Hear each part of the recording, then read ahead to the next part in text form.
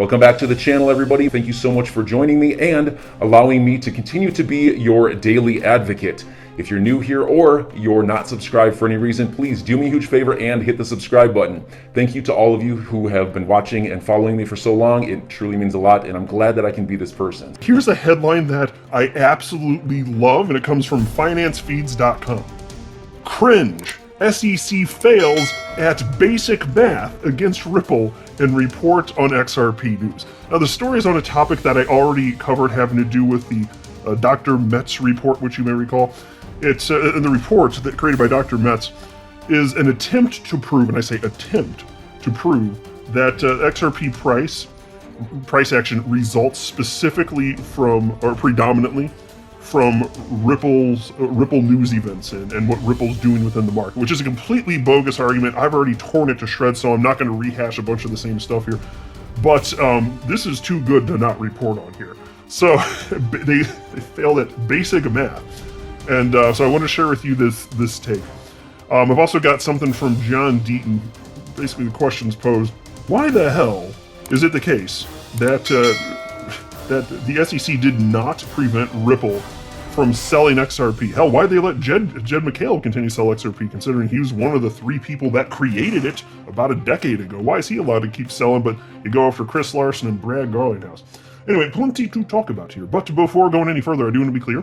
I do not have a legal or financial background of any kind. I am not offering legal or financial advice.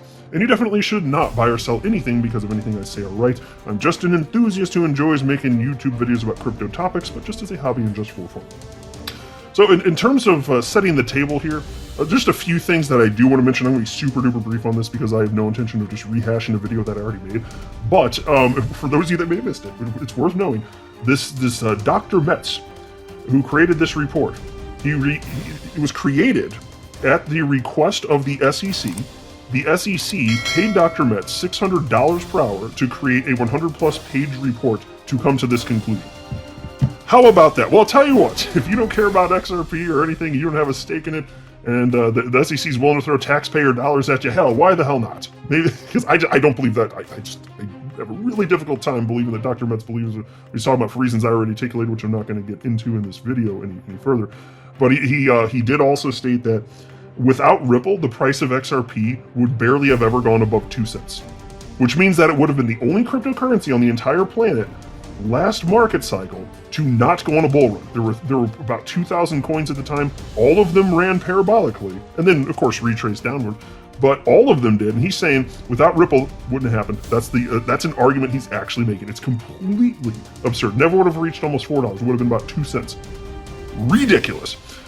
Anyway, let's dig into the piece now. Again, I love the title, so I hope you do too. Cringe. SEC fails at basic math against Ripple in report on XRP News. In the most recent event in the SEC vs. Ripple case, the plaintiff filed its response to Ripple's motion to strike the Metz supplemental expert report. The very dispute is taking place because the court allowed each expert witness to submit a report and then a rebuttal report only.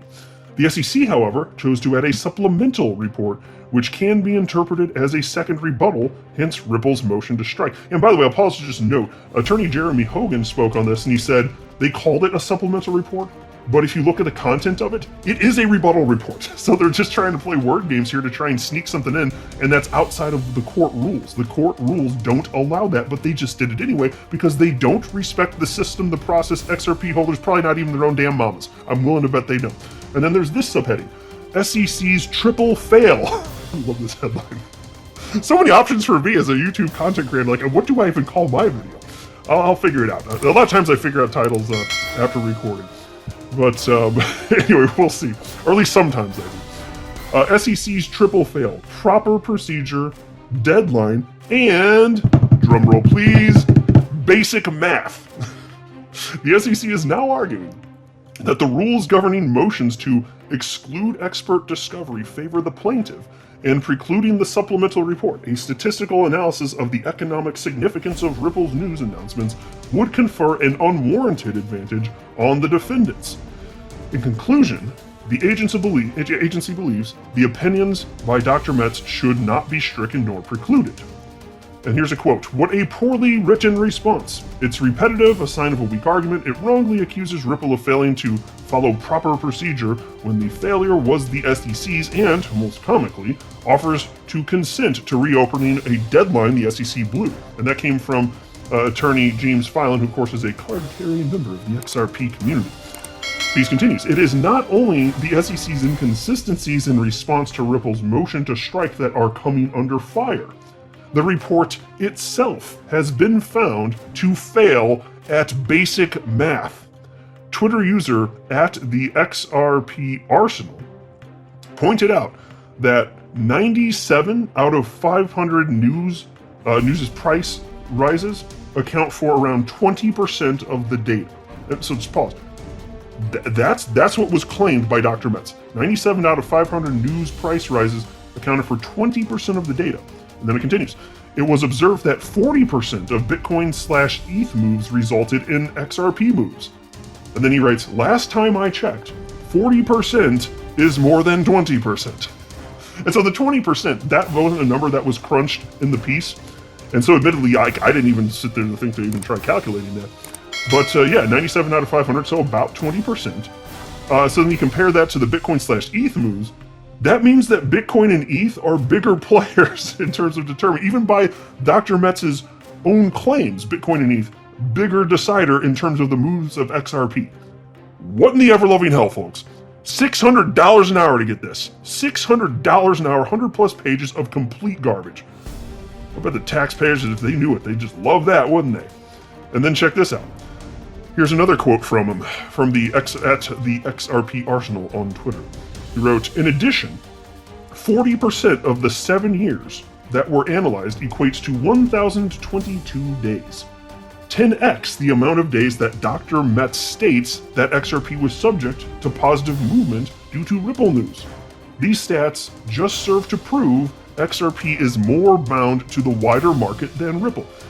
Yes, excellent. That's exactly what I've been saying, and all of you, especially if you've been in the space for several years like me, been following this for several years, you know, because you lived through it and you followed the news, that it didn't matter what Ripple reported that was positive.